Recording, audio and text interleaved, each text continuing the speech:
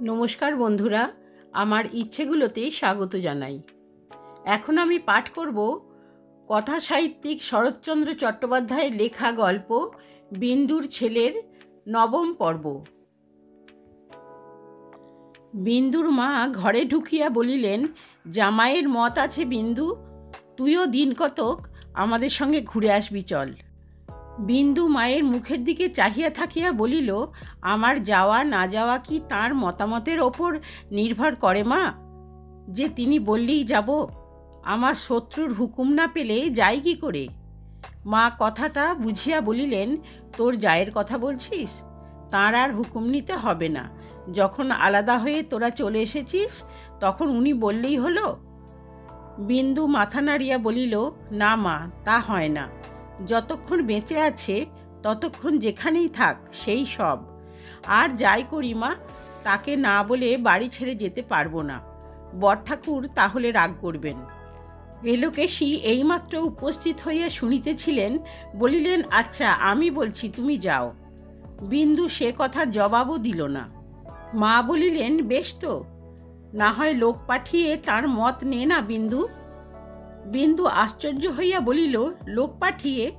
সে তো আরও মন্দ হবে মা। আমি তার মন জানি। মুখে বলবে যাক, কিন্তু ভেতরে রেগে থাকবে। হয়তো বড়ঠাকুরকে 5টা বানিয়ে বলবে, না মা তোমরা যাও, আমার যাওয়া হবে না। মা আর জিদ করিলেন না, চলিয়া গেলেন।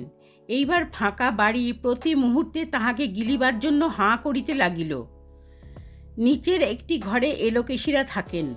দোতলার একটি ঘর তাহার নিজের, আর সমস্তই খালি খাঁ খাঁ করিতে লাগিল।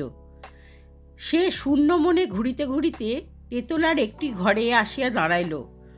কোন সুদূর ভবিষ্যতে পুত্র পুত্রবধূর নাম করিয়া এই ঘরখানি সে তৈরি করাইয়াছিল।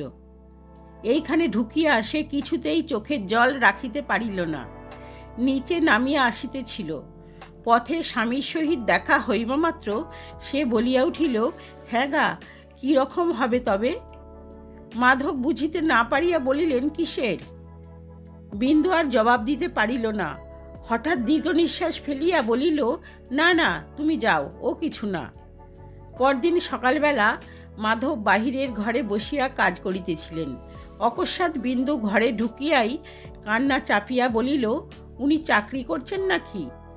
মাধব চোখ না তুলিয়াই বলিলেন, হুঁ। হুঁ মানে? এই কি তার চাকরির বয়স? মাধব পূর্বের মতো কাগজে চোখ রাখিয়া বলিলেন, চাকরি কি মানুষ বয়সের জন্য করে? চাকরি করে অভাবে। তার অভাবই বা হবে কেন? আমরা পর ঝগড়া করেছি, কিন্তু তুমি তো তার ভাই। মাধব বলিলেন, বইমাত্রেও নয়, জ্ঞাতি।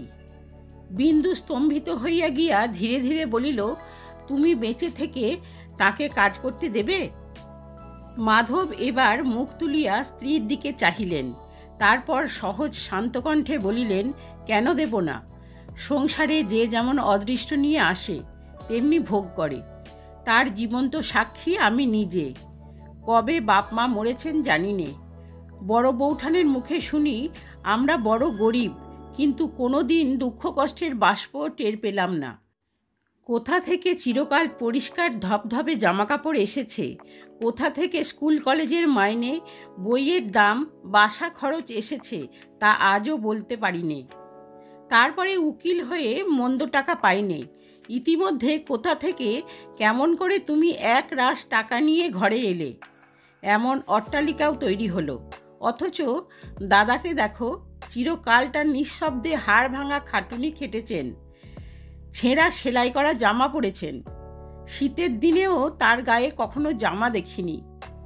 একবেলা এক মুঠো খেয়ে কেবল আমাদের জন্যে সব কথা আমার মনেও পড়ে না, পড়বার দরকারও দেখিনি। শুধু দিন কতক আরাম করছিলেন, তা ভগবান সুদ শুদ্ধ আদায় করে নিচ্ছেন বলিয়া সহসা সে মুখ ফিরাইয়া একটা দরকারি কাগজ খুঁজিতে লাগিল। বিন্দু নির্বাক, স্তব্ধ। স্বামীর কত বড় তিরস্কার যে এই অতীত দিনের সহজ কাহিনীর মধ্যে প্রচ্ছন্ন ছিল, সে কথা বিন্দুর প্রতিটি রক্তবিন্দুটি পর্যন্ত অনুভব করিতে লাগিল। সে মাথা হেঁট করিয়া রহিল। মাধব কাগজ খুঁজিতে খুঁজিতে কতকটা যেন নিজের মনেই বলিলেন, চাকরি বলে চাকরি? রাধাপুরের কাছারিতে যেতে আসতে প্রায় 5 ক্রোশ। ভোর 4টেই বেরিয়ে সমস্ত দিন অনাহারে থেকে রাত্রে ফিরে এসে 2টি খাওয়া, মাইনে 12 টাকা। বিন্দু শিহরিয়া উঠিল।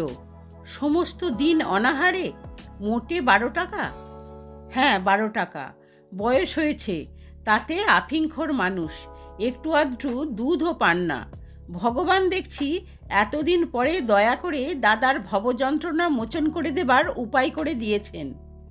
বিন্দুর চোখ দিয়া জল গড়াইয়া পড়িল এবং যাহা কোনো দিন করে নাই আজ তাহা করিল। হেঁট হইয়া স্বামীর 2 পা চাপিয়া ধরিয়া কাঁদিতে কাঁদিতে বলিল, তোমার 2টি পায়ে পড়ি, একটা উপায় করে দাও। রোগা মানুষ এমন করে 2টো দিনও বাঁচবেন না।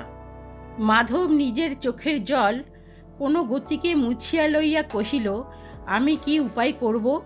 বৌঠান আমাদের 1 কণা চাল পর্যন্ত নেবেন না। কিছু না করলে তাদের সংসারই বা চলবে কি করে? বিন্দু রুদ্ধস্বরে বলিল, তা আমি জানি নে। ওগো, তুমি আমার দেবতা, তিনি তোমার চেয়েও বড় যে। ছি ছি, যে কথা মনে আনাও যায় না। সেই কথা কিনা বিন্দু আর বলিতে পারিল না।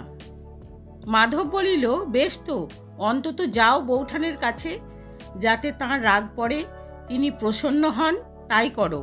আমার পা ধরে সমস্ত দিন বসে থাকলে উপায় হবে না।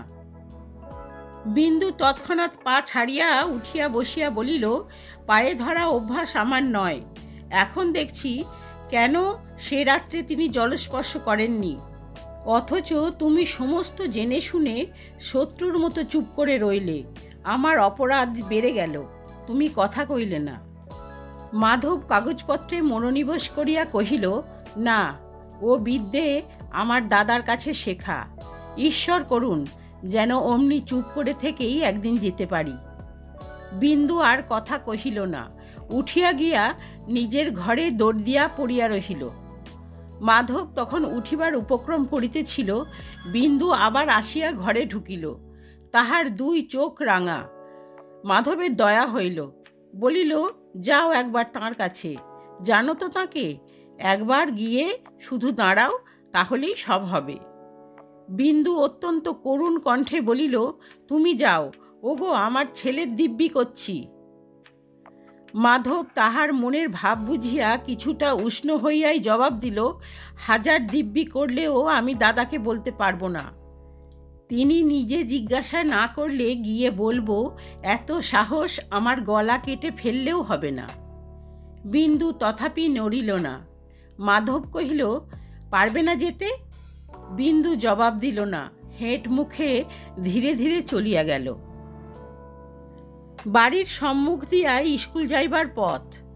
প্রথম কয়েকদিন অমূল্য ছাতি আড়াল দিয়া এই পথেই গিয়াছিল। আজ 2 দিন ধরিয়া সেই লাল রঙের ছাতাটি আর পথের একধার বাহিয়া গেল না। চাহিয়া চাহিয়া বিন্দুর চোখ ফাটিয়া জল পড়িতে লাগিল। তবুও সে চিলের ছাদের আড়ালে বসিয়া তেমনি এক দৃষ্টে পথের পানে চাহিয়া বসিয়া রহিল। সকালে 9টা-10টার সময় কত রকমের ছাতি মাথায় দিয়া কত ছেলে হাঁটিয়া গেল। স্কুলে ছুটির পর কত ছেলে সেই পথে আবার ফিরিয়া আসিল, কিন্তু সেই চলন, সেই ছাতি বিন্দুর চোখে পড়িল না। সে সন্ধ্যার সময় চোখ মুছিতে মুছিতে নামিয়া আসিয়া নরেনকে আড়ালে ডাকিয়া জিজ্ঞাসা করিল, হ্যাঁ নরেন, এই তো স্কুলে যাবার সোজা পথ, তবে কেন সে এদিক দিয়ে আর যায় না? নরেন চুপ করিয়া রহিল।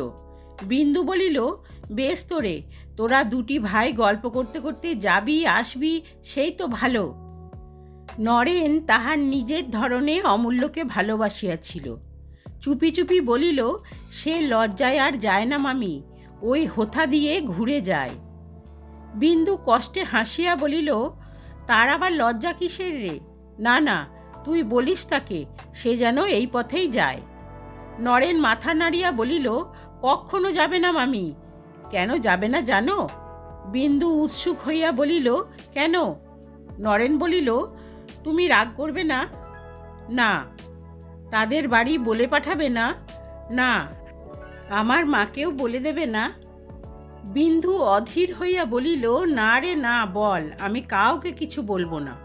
নরেন ফিস ফিস করিয়া বলিল, থার্ড মাস্টার অমূল্যর আচ্ছা করে কান মলে দিয়েছিল। এক মুহূর্তে বিন্দু আগুনের মতো জ্বলিয়া উঠিল। কেন দিলে? গায়ে হাত তুলতে আমি মানা করেছি না? নরেন হাত নাড়িয়া বলিল, তার দোষ কি মামি? সে নূতন লোক, আমাদের চাকর, এই হেবো শালাই বজ্জাত। সে এসে মাকে বলেছে। আমার মাটিও কম বজ্জাত নয় মামি, সে মাস্টারকে বলে দিয়েছে। থার্ড মাস্টার অমনি আচ্ছা সে কান মলেছে। কি রকম করে জানো মামি? এই রকম করে ধরে। বিন্দু তাহাকে তাড়াতাড়ি থামাইয়া দিয়া বলিল, হেবো কি বলে দিয়েছে? নরেন বলিল, কি জানো মামি, হেবো টিফিনের সময় আমার খাবার নিয়ে যায় তো, সে ছুটে এসে বলে, কি খাবার দেখি নরেনদা? মা শুনে বলে, অমূল্য নজর দেয়। অমূল্যর কেউ খাবার নিয়ে যায় না? নরেন কপালে একবার হাত ঠাকাইয়া বলিল, কোথা পাবে মামি, তারা গরিব মানুষ। সে পকেটে করে দুটি ছোলা ভাজা নিয়ে যায়, তাই টিফিনের সময় ওদিকের গাছতলায় লুকিয়ে বসে খায়। বিন্দুর চোখের উপর ঘর বাড়ি সমস্ত সংসার দুলিতে লাগিল। সে সেইখানে বসিয়া পড়িয়া বলিল, নরেন তুই যা। সে রাত্রে অনেক ডাকাডাকির পর বিন্দু খাইতে বসিয়া কোনো মতেই হাত মুখে তুলিতে পারিল না। শেষে অসুখ করিতেছে বলিয়া উঠিয়া গেল। পরদিনও প্রায় উপবাস করিয়া পড়িয়া রহিল, অথচ কাহাকেও কোনো কথা বলিতে পারিল না। একটা উপায়ও খুঁজে পাইল না। তাহার কেবলই ভয় করিতে লাগিল, পাছে কথা কহিলেই তাহার নিজের অপরাধ আরও বাড়িয়া যায়। অপরাহ্নে স্বামীর আহারের সময় অভ্যাসমতো কাছে গিয়া বসিয়া অন্যদিকে চাহিয়া রহিল। কোনরূপ ভোজ্য পদার্থের দিকে কাল হইতে সে চাহিয়া দেখিতেও পারিল না। ঘরে বাতি জ্বলিতেছে, মাধব নিমিলিত চোখে চুপ করিয়া পড়িয়াছিলেন। বিন্দু আসিয়া পায়ের কাছে বসিল। মাধব চাহিয়া দেখিয়া বলিল, কি? বিন্দু নতমুখে স্বামীর পায়ের একটা আঙ্গুলের নখ খুঁটিতে লাগিল। মাধব স্ত্রীর মনের কথাটা অনুমান করিয়া লইয়া আর্দ্র হইয়া বলিলেন, আমি সমস্তই বুঝি বিন্দু, কিন্তু আমার কাছে কাঁদলে কি হবে? তাঁর কাছে যাও। বিন্দু সত্যিই কাঁদিতেছিল, বলিল, তুমি যাও।